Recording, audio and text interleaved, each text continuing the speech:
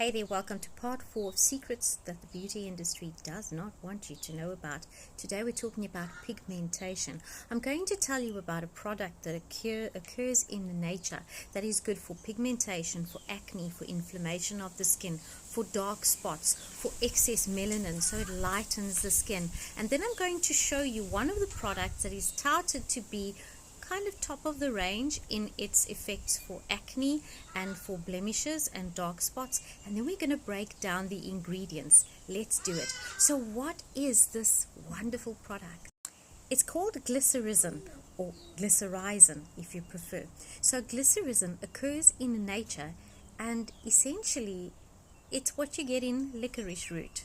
So if you were to make a cup of licorice root tea, 250 ml of water, you would come out with approximately 32 milligrams of glycyrrhizin, which would be wonderful for acne, for blemishes, for dark spots, and for pigmentation. It would probably cost you around 5 Rand, 25 US cents to make that cup of tea. Now let's go to a product. Remember, before we look at the product, that the very first ingredient in any product label is the ingredient that occurs in the greatest quantity in that product. So I am not bashing this brand, but I want us to be educated and to learn what we are being sold.